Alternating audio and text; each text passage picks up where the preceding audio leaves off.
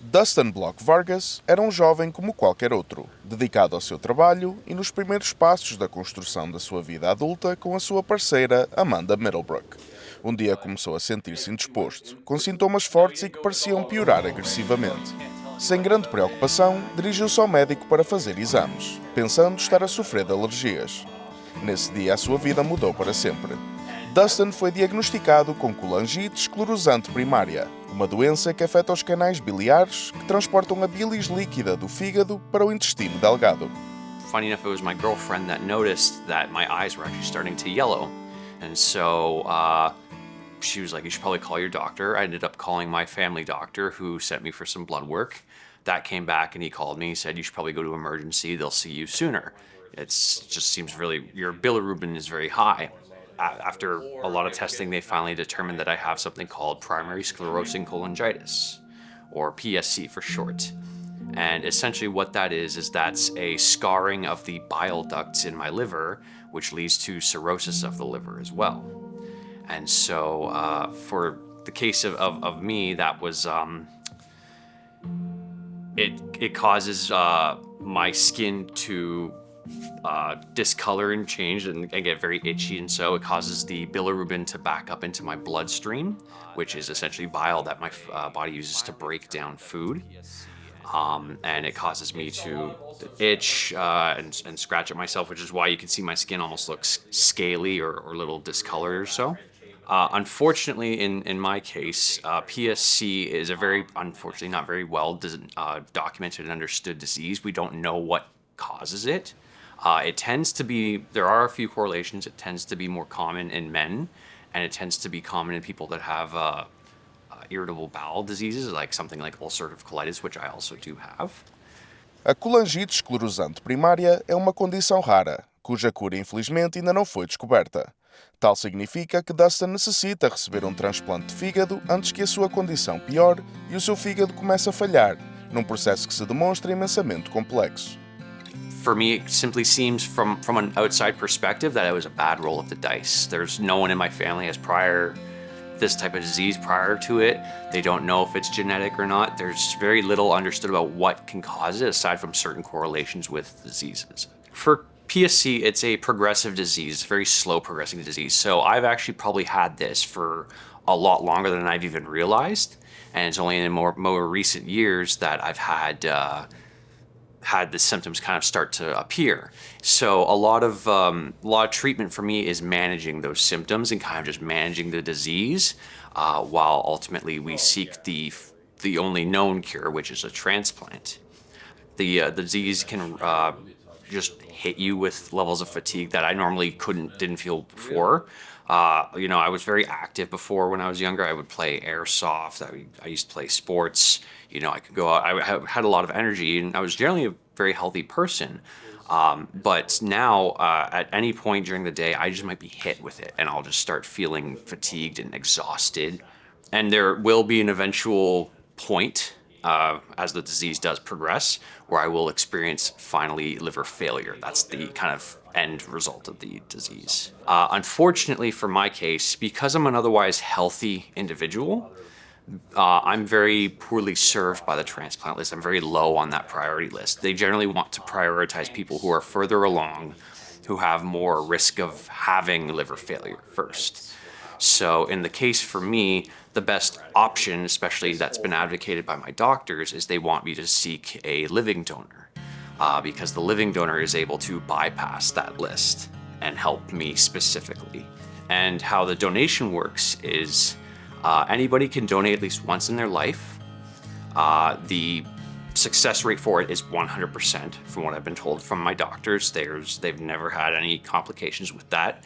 And there are a number of programs in place to support people who are willing to donate. Amanda Middlebrook tem sido fundamental durante esta fase mais difícil na vida de Dustyn, prestando apoio, ânimo e motivação para enfrentar os seus tratamentos e medicação. We were just starting our relationship, and not even a year in, it was pretty intense to have to handle. But at the time, I knew that he was someone that I wanted to stick by, and I was willing to do the things that, to help him get through the diagnosis and just continuing on supporting him. I'm only 31, so to go through something like this and to have to kind of like contend with my mortality and to contend with a scary disease like this, especially one that's so poorly understood, it's definitely been a challenge. I was always there, telling him, you got this. Like, it's very scary right now, but you won't ever be alone. It may feel like it, but I'm here for you. We're gonna get through this. Para descobrirmos um pouco mais sobre esta doença e o processo de transplante necessário para Dustyn, tivemos o prazer de conversar com a doutora Násia Selzner, hepatologista de transplantes e diretora do programa Living Donor Liver Transplantation do Ajmera Transplant Center, pertencente ao Hospital University Health Network. When the stage of the disease arrives to the point that a recipient needs a transplant, they need to be referred to the program, to the liver transplant program. Our program, Ajmera Transplant, is the largest one of the largest liver transplant program in North America. We do every year over 200 liver transplant here. We are definitively the largest program in Canada. And the patient will go through a whole process of what we call workup before we put them on the waiting list for transplant. So those workup is just mainly to ensure that the rest of their organs, the rest of their body is actually able to go through such a big procedure that is a liver transplantation and survive that. The list is long. Every day we add new people, new patients to that waiting list. And we also unfortunately remove patients from the waiting list because they got too sick to receive a transplant. So the list is very dynamic. But clearly, the higher that score, the MELD score of a patient is, the more likelihood they have a access or attract an organ from the cadaveric pool. We know that there is not enough organ in Ontario or in Canada, for what matters, to help all the need of all the patients that require a transplant. For example, in Ontario, there is at least 200 to 250 patients waiting for a liver transplant alone. And we do not have enough organs, cadaveric organs, to match this demand. And therefore, in order to avoid the mortality on the waiting list, we have in Ajmera Transplant the option of living donor liver transplantation, which allows a recipient who has a potential living donor to have access to a transplant on a faster way, in a faster manner, without waiting too long and being too sick to get a transplant. Every week we do between 1 or 2 cases of living donors, and we have done that since year 2000, in fact, in 1998. So we have like 25 years of experience of living donation surgery. We are the largest living donor program in the Western world. And we are extremely careful, obviously, to take into consideration that the donor who comes forward to donate has to remain healthy throughout the whole process. And if we think that there are risks to the donor, or for what matter, if the graft that they are providing could not be a good quality graft for the recipient, we would rather say no and look for another option. Renee Lee foi alguém que enfrentou esta mesma doença na sua vida, necessitando de um transplante de fígado para continuar a viver. I was a young mother, and I went to my doctor one day. I wasn't feeling sick. I wasn't feeling any symptoms of any pain or anything like that. And then, he's after some testing, he announced to me that I had a disease called primary sclerosing cholangitis, otherwise known as PSC. When he told me I had PSC, my first question was, okay, how do we fix it? With positive attitude and everything. He says, well, there is no cure for this disease. The only treatment is liver transplant. Any kind of a diagnosis where there is no cure, it's a blow to a family. It's news that's not easy to take, and there's a lot of what ifs. what if I don't get a liver? What if I, don't survive this disease? What will happen to my family? So Acabou por encontrar uma jovem que salvou a sua vida, criando uma amizade especial que se mantém forte até aos dias de hoje. Well, she was my next door neighbor. She was 21 years old at the time. Big decision for someone 21 years old to make. She literally just knocked on my door and said, "I want to be your live liver donor." I thought she was a little crazy at the time, but she insisted on coming in and talking to me about it. And in my mindset, she was very persistent, and I thought, there's no way she can ever be a match. How can my next door neighbor, 21 years old with probably the best liver, going to be a match for me? So to make her happy, I said, yes, okay, sure, we'll go ahead with the testing.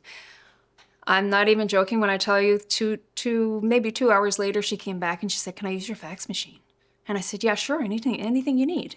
And I said, "What is it? You look like you're faxing a book there. That's pretty thick." She goes, "Oh, it's my questionnaire for the liver transplant." And I said, "Oh, you're very fast." And it was only a couple of days, and she was in for her first round of testing. So and the next 6 weeks were pretty intense with testing back and forth to Toronto General, and she had some. She passed every test with flying colors. Next month it'll be 11 years. And I'm doing great. I live a completely normal life. Neste episódio, trouxemos a história de Dustyn Vargas para educarmos cada vez mais pessoas sobre a colangite esclerosante primária, assim como a realidade dos pacientes que necessitam de um transplante para continuar a viver. Quem sabe, talvez alguém aí do outro lado do ecrã seja o próximo a salvar uma vida. It's remarkable from the stories I have heard that there are people who say that if they could donate more than once, they would. There's a lot of really kind people out there, and I've received a lot of support from people who have wanted to donate and have tried and just haven't been a match. I think it's really up to the individual of who wants to if you want to help and if you can.